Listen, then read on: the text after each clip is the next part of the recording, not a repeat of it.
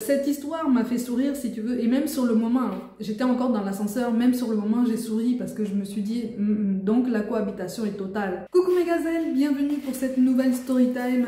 Aujourd'hui je vais te raconter l'histoire de ce que j'appelle le fantôme de l'ascenseur. Il y a quelques jours j'ai dû prendre l'ascenseur pour monter chez moi et j'étais seule. C'était un soir, donc tout se passait normalement en fait, hein. Je me suis pas posé de questions, je commence à appeler l'ascenseur au rez-de-chaussée.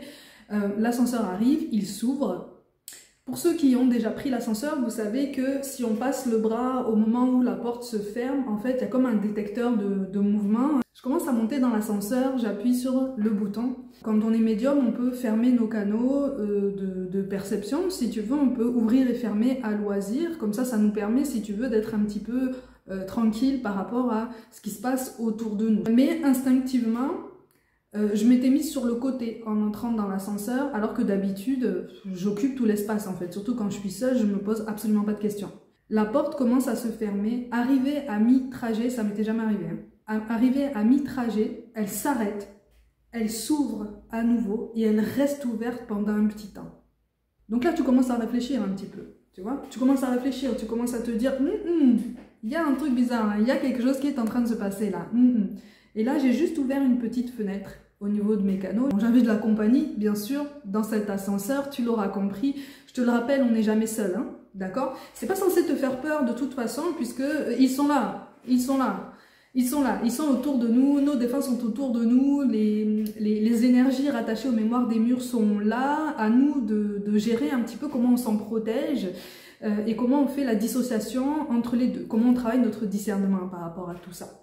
Mais effectivement, je n'étais pas seule. Et il a fallu que j'ouvre un petit peu cette petite fenêtre médiumnique pour que je me rende compte qu'effectivement, je pouvais percevoir effectivement les énergies d'un homme. Un homme, allez, dans la cinquantaine, mais qui, je pense, appartenait plus à l'énergie du lieu en fait, hein, l'énergie de ce bâtiment, hein. C'était toute une enfilade d'appartements en fait, hein, qui ont vu se succéder de nombreuses familles, de nombreuses personnes. Et j'ai senti les énergies en fait d'un homme qui était très impliqué dans sa vie active, si tu veux, hein. J'ai vraiment perçu quelqu'un de très propre sur lui, avec le petit attaché case, mais en même temps très simple, si tu veux. C'est quelqu'un qui était dans ses objectifs, c'est quelqu'un qui était dans sa journée et qui même avait accordé beaucoup d'importance à sa carrière, à sa place en fait dans son évolution professionnelle. Et c'est quelqu'un qui était assez solitaire et qui avait basé toute sa force et toute sa solidité sur l'empreinte qu'il pouvait laisser dans sa carrière et dans le chemin qu'il avait pris à ce moment-là. Et j'ai même perçu, si tu veux, que ce monsieur ne regardait pas en face de lui, si tu veux. Il regardait tout le temps sur le sol, il regardait tout le temps en fait où il mettait les pieds, donc dans tous les sens du terme. C'était quelqu'un de très prudent, quelqu'un de pas forcément bavard. Donc c'est pour ça qu'en fait j'ai juste senti cette présence. Et en plus je l'ai senti dans un coin, et dans le coin opposé de là où je m'étais postée en fait dans l'ascenseur, si tu veux. C'est pas quelqu'un qui aurait pu venir juste à côté de toi, si tu veux, et que j'aurais pu ressentir vraiment de façon très proche en fait, hein. Je l'ai senti à distance et je l'ai senti d'une grande douceur. C'est comme si même lui ne faisait absolument pas attention à moi en fait. J'allais te dire, il continuait sa vie, mais c'est un peu ça, en fait, hein. Au niveau énergétique, j'ai senti quelqu'un qui était rattaché à ce lieu et qui était rattaché à ce rythme, en fait, hein, pour qui c'était très important. J'ai trouvé intéressant de te raconter cette petite histoire, justement, pour t'aider justement à ouvrir les yeux un petit peu sur le monde subtil, sur ce qu'on appelle le monde invisible. Ils sont autour de nous, ils sont partout, nous ne sommes jamais seuls, mais en général, ils évoluent sans pour autant faire attention à nous, en fait, tu vois. Seules les énergies vraiment en détresse ou qui ont emmagasiné beaucoup d'énergie, de tristesse, peuvent percevoir les personnes qui ont des capacités médiumniques, ou en tout cas qui ont la capacité à les ressentir, et peut-être essayer de transmettre un message ou de témoigner de leur présence. Dans les autres cas, ils évoluent, ils sont là, ils défilent, ils sont autour de nous, ils continuent leur vie en fait. Tu vois, ils continuent leur vie et tout va bien comme ça, c'est parfait comme ça, si tu veux. Et c'est ça que je trouvais intéressant pour t'en parler. C'est parce que quand on ne connaît pas le monde de la spiritualité, ou en tout cas quand on ne connaît pas ce pendant du monde invisible, on peut en avoir peur, on peut être dans cette appréhension, on peut être dans une perplexité par rapport à tout ça. C'est tout à fait normal, hein, d'accord? C'est tout à fait normal. Mais quand ce monsieur est entré dans l'ascenseur, même l'atmosphère a changé. Tu vois, tu le ressens quand tu as des capacités médiumniques, mais quand tu as déjà une grande sensibilité naturelle, tu ressens déjà ce changement d'ambiance. Et je n'ai pas senti quelque chose d'angoissant, je n'ai pas senti quelque chose de refroidissant, je n'ai pas senti quelque chose de vraiment spécial, à tel point que j'ai eu envie de prendre l'escalier à la place, hein. Sachant que ça évolue, ça bouge en fait de partout, si tu veux.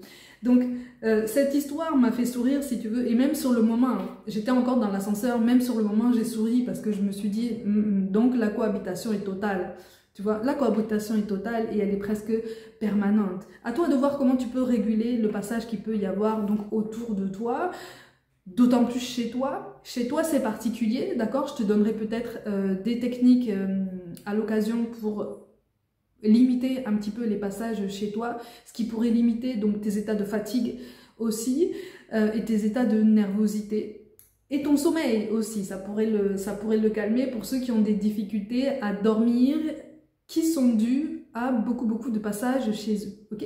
Mais dis-toi malgré tout, en écoutant cette anecdote de ce que j'appelle le fantôme de l'ascenseur, que de l'autre côté finalement le mouvement continue, l'évolution continue, l'élévation continue, au niveau énergétique, il y a quelque chose de beaucoup plus vrai et de beaucoup plus authentique si tu veux, parce qu'on redevient énergie, on redevient cette force originelle qu'on est déjà si tu veux. Mais comme on est incarné, comme on est contenu dans une enveloppe corporelle, on a tendance à moins le ressentir ou peut-être à se laisser submerger par le mental, par les peurs, par cette peur de l'inconnu. Mais eux n'ont pas peur de nous. Cette histoire te montre bien que finalement, on n'a pas à avoir peur de tout ça, sans pour autant y aller les yeux fermés. Attention, ok? Il faut savoir se protéger, il faut savoir être cadré. Je te le répète toujours, même pour tirer les cartes, effectivement, tout le monde peut le faire, mais fais-le dans de bonnes conditions, avec un bon cadre, une bonne protection et de très bons conseils. Des conseils avisés, d'accord? De personnes qui savent de quoi elles parlent.